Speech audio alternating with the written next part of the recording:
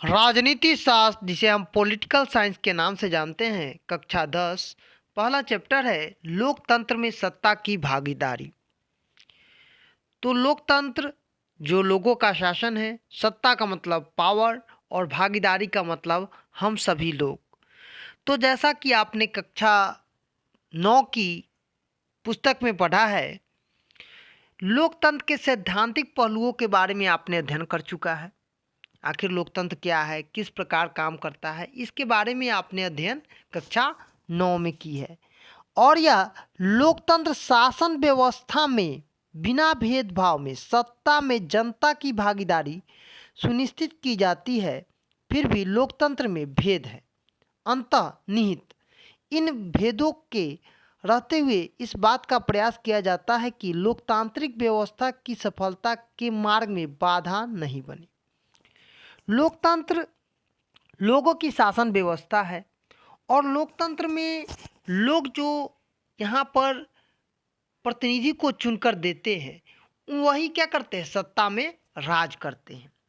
तो यही पाठ में समझाने की कोशिश की गई है।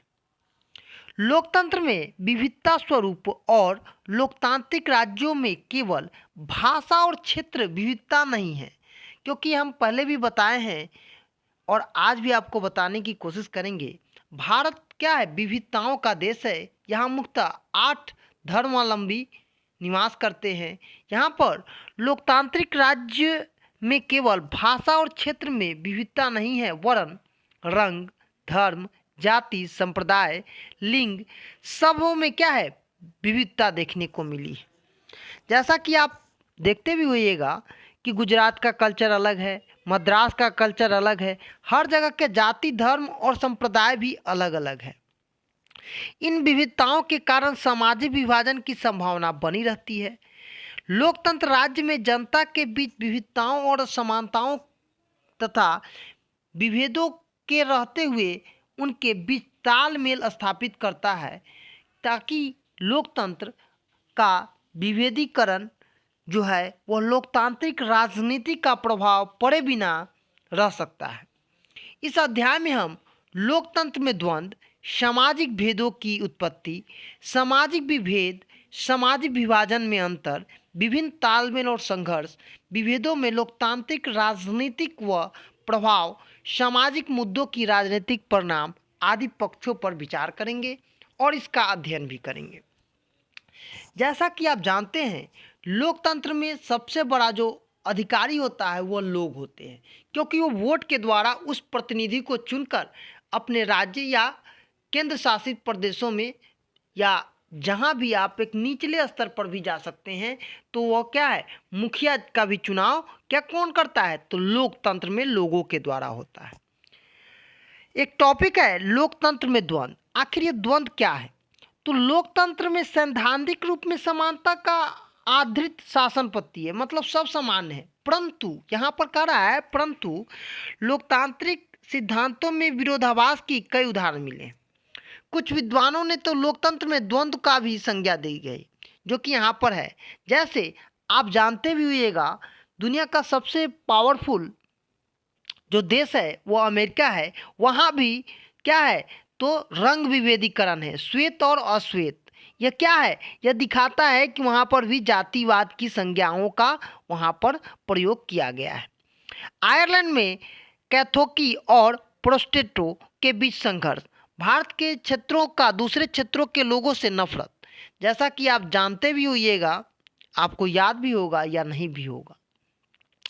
यदि हम भारत के उदाहरण पेश करें तो हम कह सकते हैं कि लोकतांत्रिक विरोधाभास में कई घटनाएं सामने नजर आ गई हैं, जो कि भारतीय संविधान में नागरिकों के भारत के किसी क्षेत्र में निवास करने या बस जाने का अधिकार प्राप्त है। परंतु हमारे यहाँ भी दुर्भाग्य की बात है कि सिक्किम में बिहारी छात्रों को अपने संस्थाओं से में नहीं रखा जा रहा था, वहाँ से उन्हें भगाया गया। अहिंदी भाषी राज्य खासकर महाराष्ट्र, असम में दुर्भावनाओं से ग्रसित होकर वहाँ के मजदूर जो बिहारी मजदूर थे उनके साथ क्या किया गया, दुर्व्यवहार किया गया। तो यह बताता है कि लोकतंत्र में इस तरह के विरोधाभास द्वंद्व का समाप्त किए बिना हमें सफलता के मार्ग में हम अग्रसर नहीं हो सकते, मतलब आगे की ओर नहीं बढ़ सकते हैं। जैसा कि आप समझते हैं भारत विविधताओं का देश है और यहाँ बहुत सारे धर्म के लोग हैं। उसी तरह से हमें सब धर्मों के लोगों को, हर जाति के लोगों को सम्मान देना चाहिए। मार्टिन लूथर किंग्स ने रंगभेद की नीति के विरुद्ध आवाज उठाई और बेल्जियम के विभिन्न भाषा भाषी लोगों के बीच सामंजस्य हेतु संविधान में उचित प्रावधान किए गए, जो कि संविधान में परिवर्तन के द्वारा भी संभव हो सकता है, लेकिन यहाँ पर उन चीज़ों की जरूरत नहीं है। आगे है सामाजिक विभेदों की उत्पत्ति। आखिर यह किस प्रकार से होता है? तो आप समझ लीजिए, किसी भी समाज में इसका कारण होता है सबसे पहली भाषा। जैसा कि आप समझते हैं कि भारत विविधताओं का देश है, यहाँ बहुत सारे भाषाएं बोली जाती है, लगभग 1600 से अधिक भाषाएं बोली जाती है। धर्म, जैसा कि आप जानते हैं सब लोगों का धर्म अलग अलग है, जाति है, संप्रदाय है, यहाँ संभवतः इन सबों के आधार पर विभेद बना रहता है। जैसा कि आप जानते हैं हर व्यक्ति, हर समाज, हर रीति रिवाज में कुछ न कुछ अंतर है, क्योंकि भारत विविधताओं का देश है। आगे है, किसी भी व्यक्ति का जन्म किसी परिवेश में होता है, उस व्यक्ति का संबंध किसी न किसी जाति, समुदाय, भाषा आवास से होता है। जैसा कि आप जानते हैं हमारे यहाँ जिसका जन्म जिस क्षेत्र में होता है, जिस जाति में होता है, वही उसका समाज होता है। कुछ व्यक्तियों ने विभेद को भी सामाजिक विभेद उत्पन्न करने में सहायक कहा, जैसे लिंग। जैसा कि आप जानते हैं स्त्री और पुरुष, रंग, काला और गोरा, नस्ल भेद, नस्ल के आधार पर भी होता है, धन आदि का भी भेद लोगों में पाया जाता है, उच्च जात, बर जात, पैसा वाला, गरीब, ये सब क्या है? ये तो लोकतंत्र के विनाश की ओर ले जाएगा। इसीलिए कालांतर में सामाजिक विभेद के रूप में स्त्री पुरुष, काले गोरे, लंबे नाटे, गरीब अमीर, शक्तिशाली कमजोर, विभेद की सामाजिक विभेदन में परिवर्तन हो जा रहा है और समाज क्या हो रहा है? परिवर्तित होते जा रहा है। आगे है जन्म के अतिरिक्त भी, जैसा कि आप जानते हैं जन्म के अतिरिक्त व्यक्ति के पसंद में सामाजिक भेद उत्पन्न होते हैं, जैसे धर्म परिवर्तन, अंतर्राष्ट्रीय विवाह अपनी अलग पहचान बनाते हैं, जैसा कि आप देखते भी होइएगा। आगे है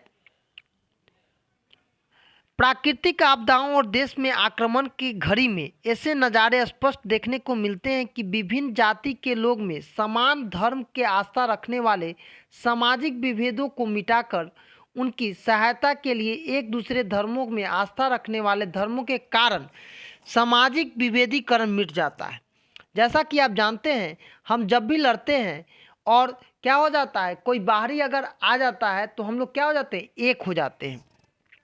एक ही व्यक्ति कई सामाजिक समूहों का सदस्य ग्रहण कर सकता है, सामाजिक विभेद निपटाने में सहायक भी बन सकता है। इस प्रकार सामाजिक विभेद जन्म अपनी अपनी पहचान बनाता है। उद्देश्यों के अतिरिक्त हमेशा सामाजिक विभाजन का खतरा बना रहता है और आप देखते भी हैं कि समाज में ऐसी विविधताएं हमारे यहाँ व्याप्त भी हैं। आगे है सामाजिक विभेद और सामाजिक विभाजन में अंतर। आखिर ये दोनों क्या है? तो सामाजिक विभेद और सामाजिक विभाजन के अंतर को समझने लेना आवश्यक है। एक क्षेत्र में रहने वाले जाति, धर्म, भाषा, संप्रदाय के लोग बीच जो भिन्नताएं हैं, जो उनकी रीति रिवाज है, जो उनके काम काज है, उनमें जो अलगाव है उसको, परंतु धन, रंग, क्षेत्र और विविध सामाजिक विभाजन का रूप ले लेते हैं। जैसे महाराष्ट्र, असम, सिक्किम, उत्तर भारतीयों के साथ वहाँ के निवासियों का लगातार जो व्यवहार है वह क्या है? वह अशोभनीय है। जैसे श्वेतों का अश्वेतों के प्रति, अमीर और गरीबों के प्रति, यह सब क्या है? विभाजन का एक कारण है। स्वर्ण दलितों के प्रति, तो सामाजिक विभाजन का रूप ले रहा है।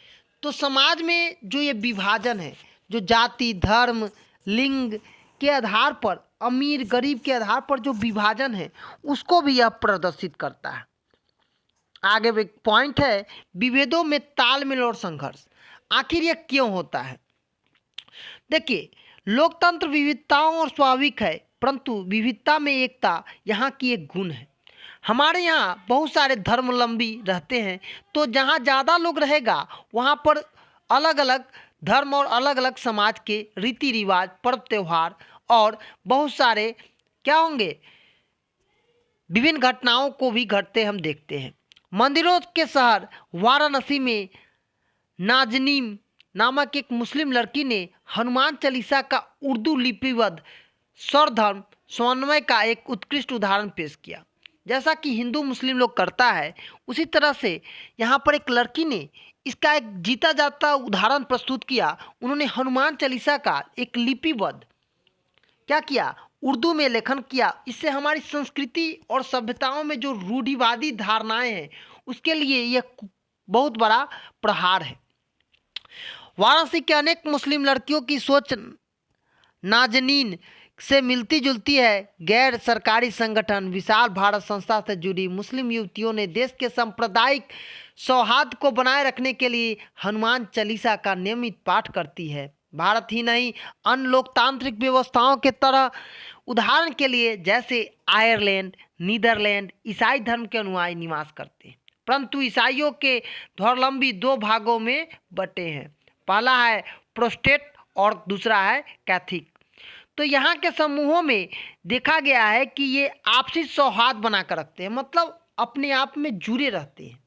जैसा कि आप जानते हैं, अगर आप दूसरे का इज्जत कीजिएगा तब ना आपका कोई इज्जत करेगा, परंतु जब विविधताएं सीमा का उल्लंघन करने लगती है तब सामाजिक विभाजन का अस्वाभावी हो जाता है और आपसी संघर्ष में वृद्धि हो जाती है। जैसा कि आपने अमेरिका में श्वेत और अश्वेत का झगड़ा, उत्तरी आयरलैंड में प्रोटेस्टेंट और कैथोलिक का संघर्ष, भारत में दलित और अन्य वर्गों के संघर्ष के उदाहरण हैं। यह स्पष्ट होता है कि सामाजिक विभेद अन्य भेदों से अधिक महत्वपूर्ण हो तब वास्तविक रूप से सामाजिक विभाजन की स्थिति उत्पन्न हो जाती है और विविधताओं के टकराव की स्थिति को लोकतांत्रिक व्यवस्था के लिए लाभदायक नहीं माना जाता। जैसा कि आप जानते हैं, हमें अपने धर्म के प्रति अच्छा रवैया रखना चाहिए, लेकिन हमें दूसरों को नीचा कभी नहीं दिखाना चाहिए। यहाँ पर इस चीज़ों को भी मेंशन किया गया है, बताया गया है, समझाने की कोशिश की गई है कि सामाजिक विभेद का जो कारण है वह क्या है। दलितों का संघर्ष देख रहे हैं, श्वेत अश्वेतों का देख रहे हैं, यह सब बताता है। आगे है, विभेदों के लोकतांत्रिक राजनीतिक पर क्या प्रभाव पड़ते हैं। जैसा कि आप जानते हैं कि इसी विभाजन के चलते अंग्रेज हम पर आकर फूट डालो और शासन करो की नीति अपनाकर हमारे देशों को लगभग 200 वर्षों तक गुलाम बनाया और उन्होंने अपनी राजनीति को गर्म कर कर हम पर क्या किया, शासन किया।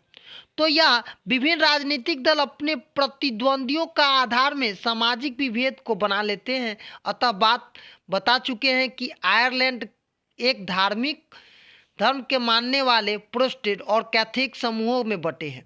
जैसे देखिए, जो धर्म अलग अलग बटा हुआ है उसकी रीति रिवाज भी अलग होंगे, तो ये क्या करते हैं, आपस में झगड़ा करते हैं, इससे कमज़ोर हो जाएंगे। अगर कोई दूसरा उसमें टपक जाएगा तो ये क्या करेगा, वहाँ पर उसकी मान्यता ज़्यादा हो जाएगी। तो कहा, दो प्रमुख राजनीतिक दल भी इसी आधार पर गठित है, नेशनलिस्ट और यूनिस्ट पार्टी क्रमशः कैथोलिक और प्रोटेस्टेंट का प्रतिनिधि करते हैं और ये उनके बीच टकराव को रोकने की अपेक्षा बढ़ाने का काम करते हैं। जैसा कि आप जानते हैं, राजनीतिक में क्या होता है, दो व्यक्ति जब लड़ता है तो तीसरा उसका लाभ उठा लेता है। उसी प्रकार से यहाँ पर दो पार्टी बना है, एक बना है नेशनलिस्ट और एक बना है यूनिस्ट, जो कि एक करेगा कैथोलिक का और एक करेगा प्रोटेस्टेंट का क्या करेगा, प्रतिनिधि। यहाँ पर कैथोलिक के द्वारा क्या किया गया है, नेशनलिस्ट पार्टी उत्तरी आयरलैंड में आयरलैंड गणराज्य में मिल जाती है, जिसमें प्रोटेस्ट का हित देखने वाले यूनाइटेड पार्टी अपने आयरलैंड में ब्रिटेन में मिलना चाहती है। तो ये क्या कर रही है, ब्रिटेन में मिलना चाहती है, लेकिन परिणाम स्वरूप दोनों सामाजिक समूहों के बीच विभेद के बढ़ते हुए राजनीति सक्रिय है। यहाँ सौभाग्य की बात है कि ब्रिटिश सरकार के मध्यस्थता कर इस संघर्ष की स्थिति को समाप्त कर दी गई है। लेकिन संघर्ष को दबाया जा सकता है, पूर्णतः ये समाप्त नहीं होता है। जैसे दो बच्चे जब लड़ते हैं तो क्या होता है, जब दो बच्चे लड़ते हैं, एक को चोट ज़्यादा लगता है तो उसके गार्जियन आते हैं, समझा देते हैं, लेकिन फिर से जब उसको मौका मिलता है तो क्या होता है, वो प्रतिक्रिया करता है। आगे कह रहा है सामाजिक विभेदों के राजनीतिक परिणाम। आखिर इसका क्या परिणाम होता है, तो याद रखिए सामाजिक विभेदों का लोकतंत्र पर राजनीतिक का प्रभाव पड़े बिना नहीं रहता है, उसका प्रभाव पड़ता ही है। जैसा कि हम जानते हैं वहाँ सामाजिक विभेदों की राजनीतिक हावी हो जाता है। सबसे बड़ी बात है कि सामाजिक विभेद राजनीतिक विभेद में परिवर्तन हो जाता है। क्या हो जाता है, परिवर्तित हो जाता है, और वह एक अलग नीति के रूप में दिखाई देता है। इसका उत्कृष्ट उदाहरण यूगोस्लाविया के धर्म और जाति के आधार पर सामाजिक विभेद इस हद तक बढ़ गया कि वहाँ विभेदों की राजनीति में अपनी सर्वोच्च स्थापित करके यूगोस्लाविया को भी खरबूजे की भांति कई टुकड़ों में काट दिया गया। जैसा कि आप जानते हैं जब आप लड़ाई करते हैं तो क्या होता है, घर बिखर जाता है और टुकड़ों में बढ़ जाता है। जब सामाजिक विभेद राजनीतिक विभेद में परिवर्तन हो जाता है तब देश का विखंडन संभव है, जैसा कि आप लोग सभी जानते भी होइएगा। तो कह रहा है कभी कभी एक राजनीतिक दल विशेष किसी एक सामाजिक समूह के हितों पर ही ध्यान देते हैं और उससे उसका अटूट संबंध स्थापित हो जाता है। उस विशेष राजनीतिक समूह के लोग भी उसी राजनीतिक दल के पक्ष में मतदान करते हैं। इतना होते हुए भी देश की एकता अक्षुण्ण बनी रहती है। जैसा कि आप जानते हैं हिंदू मुस्लिम क्या है, सब अलग अलग धर्मों को मानते हैं, लेकिन जब राजनीति का आता है तो जहाँ पर जिस जाति धर्म के लोग ज़्यादा होते हैं वहाँ के नेता क्या करते हैं, उसका फ़ायदा उठाकर वहाँ के लोगों को खड़ा करते हैं और जीत जाते हैं। अपने स्वार्थ की पूर्ति के लिए वो क्या करते हैं, किसी भी हद तक जा सकते हैं। आगे है सामाजिक विभेजन, जो विभाजन है इसके 3 निर्धारक तत्व। तो क्या है, तो पहला है स्वयं की पहचान की चेतना।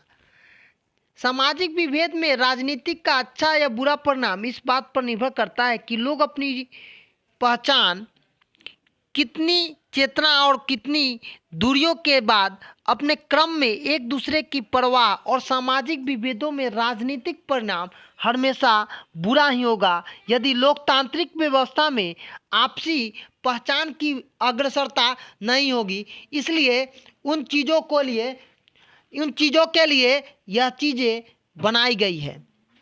जैसा भारत में विशेष धर्म जाति संप्रदाय लोग अपनी पहचान रखने के लिए एक दूसरे धर्म जाति संप्रदाय के लोगों का कद्र नहीं करते हैं। हम आपको पहले भी बताए हैं जहाँ पर दूसरे धर्म का अनादर होगा वहाँ पर क्या होगा, विभाजन का वह बीज बो दिया जाता है। हमारे राष्ट्रीय पहचान क्या है, बेल्जियम के निवासी अपने को बेल्जियम पहले मानते थे, उसके बाद वह डच भाषी फ्रेंच भाषी और जर्मनी भाषी लोग नहीं मानते हैं। ऐसा क्यों होता है हमारे समाज में, ऐसा क्यों होता है, तो इसका सबसे बड़ा कारण है कि हम अपने आप को, अपने देश के वासियों को अपने भावना जागृत करने की सबसे अधिक आवश्यकता है। हम भारतीय हैं, हमें अपनी सोच रखनी चाहिए कि हम भारतीय हैं और भारत की अक्षुण्णता की रक्षा करना हमारा कर्तव्य है और इसको हम बचा कर रखेंगे। भाषा के नाम पर सामाजिक विभेद के लिए इन राजनीति का बुरा परिणाम हमारे सामने देखने को आ सकता है। दूसरा है समाज के विभिन्न समुदायों के मांगों को सामाजिक दलों द्वारा उपस्थित करने के तरीके। जैसा कि आप जानते हैं, किसी लोकतांत्रिक व्यवस्था समाज के विभिन्न समूह निवासी अलग अलग देश के राजनीतिक दल अपने स्वार्थ के लिए, अपने हित के लिए समुदाय विशेष की मांग राष्ट्रहित को नहीं मानते हैं। यदि उनके मांगों को माने तो वह शासन का दबाव पड़ता जाएगा और विभेद की राजनीति का परिणाम कभी सुखद नहीं होता है। श्रीलंका इसका उत्कृष्ट उदाहरण है। श्रीलंका सिर्फ सिंहलियों के लिए की मांग की मान्यताओं को दुष्प्रभावित करता है। तमिलों की समस्या देश के राजनीतिक माहौल की हाल है। आपने भारत में सरकारी कामकाज में हिंदी के साथ अंग्रेजी के प्रयोग के मांग मान लिए जाने का अच्छा ही परिणाम सामने आया। अगर हम इन चीज़ों को नहीं मानते तो क्या होता, हमारा समाज विकृत हो जाता, हमारी जो सांस्कृतिक सामाजिक विभाजन है वह विभाजित हो जाती। तीसरा है सरकार की मांगों के प्रति सोच। सामाजिक विभेद की राजनीतिक के परिणाम सरकार के विभिन्न समूहों की मांग और उनकी इच्छाओं के सोच और विभिन्न समुदायों के उचित मांगों को नज़रअंदाज नहीं करती है। जैसा कि आप जानते हैं, सरकार द्वारा मान लेना कि अच्छा एक परिणाम है, राष्ट्रीय एकता के नाम पर अल्पसंख्यकों की मांग पर ध्यान नहीं दिए जाने का परिणाम बहुत बुरा होगा। और हम देखते भी हैं, जहाँ पर हर लोगों के धर्मों के लोग का सम्मान होता है, वहाँ लोकतंत्र क्या होता है, फलता और फूलता है। आगे है लोकतंत्र कैसे विभिन्न सामाजिक समूहों को सम्मिलित करता है। किसी भी लोकतांत्रिक व्यवस्था में सामाजिक विभेद रहेगा, इसका परिणाम सामाजिक विभेदों की राजनीति में चलती रहती है। इस राजनीति का हमेशा गलत परिणाम होता है, जो कि लोकतांत्रिक शक्तियों के लिए, इसके लिए और विभेद के लिए भी यह बहुत ही कारगर शामिल नहीं हो पाता है। यदि ऐसे लोग अपनी मांगों की ओर सरकार का ध्यान आकृष्ट करने के लिए शांतिपूर्ण लोकतांत्रिक रास्ता अपनाकर संघर्ष करते हैं तो इसे गलत सिद्ध नहीं किया जा सकता है। इन संघर्ष कभी कभी हिंसक का भी रूप ले लेती है और असंवैधानिक तरीके भी अपनाए जाते हैं, जिससे कभी कभी राष्ट्रीय एकता का संकट बादल छा जाता है। परंतु इससे घबराने की आवश्यकता नहीं है। ऐसी स्थिति उत्पन्न नहीं हो, इसके लिए आवश्यक सावधानी बरतनी चाहिए। हमें दूसरे धर्म को आदर करना चाहिए। हमें दूसरे धर्म और अपने धर्म में आपसी सौहार्द उत्पन्न करना चाहिए और शासन को ऐसे संभावित गड़बड़ियों की पहचान करने तथा उचित कदम उठाने की आवश्यकताओं, जिससे सामाजिक विभेद की राजनीति का परिणाम अच्छा निकले और समाज के उन नीति निर्धारकों के लिए लोकतंत्र में सत्ता की भागीदारी, जो कि कक्षा 10 के विद्यार्थियों के लिए महत्वपूर्ण होगा।